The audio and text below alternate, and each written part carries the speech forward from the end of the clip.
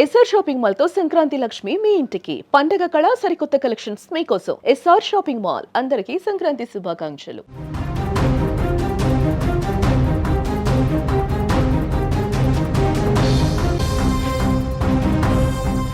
మేడ్చల్ జిల్లా మత్స్యబొల్లారంలో railway under bridge నిర్మాణ పనుల శంకుస్థాపన కార్యక్రమం ఉద్రిక్తతకు దారితీసింది.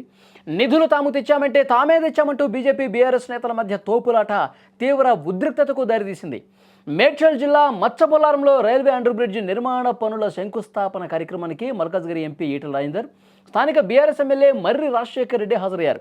ఇరువురు నేతలు రావడంతో రెండు పార్టీలకు సంబంధించిన నేతలు కార్యకర్తలుగా అక్కడికి వచ్చారు. వాళ్ళు కూడా ఎక్కువ సంఖ్యలో వచ్చారు.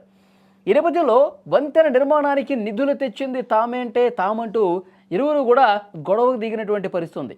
ఒకసారి మీరు స్క్రీన్ మీద కూడా చూస్తూ ఉన్నారు. గొడవ ఏ స్థాయిలో పెరిగి పెద్ద అవుతుందో, ఒకళ్ళ మీద ఒకళ్ళు విమర్శలు చేసుకోవటం కాదు, ఇక బాహాబాహికి దిగుతున్నటువంటి పరిస్థితి ఉంది.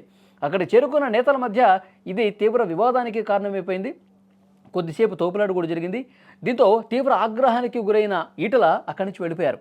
రెండు పార్టీల కార్యకర్తల మధ్య ఘర్షణ వల్ల ఉద్రిక్త పరిస్థితులు ఏర్పడటంతో పోలీసులు జోక్యం చేసుకుని ఇరు వర్గాలను కూడా శాంతింపజేసినటువంటి పరిస్థితి ఉంది. ఒక్కసారి దృశ్యాలు మనం చూస్తున్నాం. యాక్చువల్గా అక్కడ శంకుస్థాపనకి వచ్చినటువంటి వాళ్లకు ఒక్కసారిగా ఆ నిధుల విషయంలో వివాదం తలెత్తింది.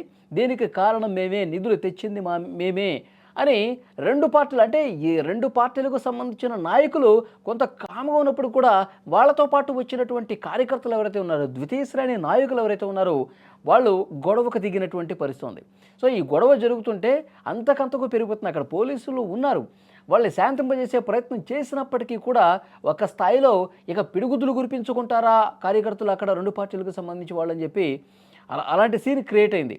దీన్ని అంతా చూసిన తర్వాత కోపోద్రిక్తులైనటువంటి ఎంపీ ఈటెల రాజేందర్ అసహనంతో అక్కడి నుంచి వెళ్ళిపోయినటువంటి పరిస్థితి. ఆ తర్వాత గొడవ పడుతున్నటువంటి వాళ్ళు కూడా పోలీసులు కొంత నచ్చజెప్పే ప్రయత్నం చేశారు. అయినా కానీ కొంతమంది వినిపించుకోకుండా మీదకి తోసుకుంటూ వాళ్ళ మీదకి దాడి చేసే ప్రయత్నానికి వాళ్ళకు దిగారు. కానీ అక్కడ పోలీసులు ఆ టైంలో కొంత సమయస్ఫూర్తిగా ప్రదర్శించి వాళ్ళని ఆపి కంట్రోల్ చేసి, ఇలా రెండు పార్టీలకు సంబంధించిన కార్యకర్తలు వస్తే ఇలాంటి పరిణామాలే ఉంటాయని చెప్పి దీన్ని బట్టి క్లియర్గా అర్థమవుతుంది. కానీ తర్వాత పోలీసుల జోక్యంతో ఆ గొడవ అంతా కూడా సద్దుమడిగింది. ఈటెల రాజేందర్ గారు వెళ్ళిపోయిన తర్వాత అంతా అక్కడ పరిస్థితి కొద్దిగా కూల్ అయిపోయినటువంటి పరిస్థితి. కానీ రెండు పార్టీల నేతలు కార్యకర్తలు ఒకరి మీద ఒకళ్ళు తీవ్ర పదజాలంతో దూషించుకున్నటువంటి పరిస్థితి.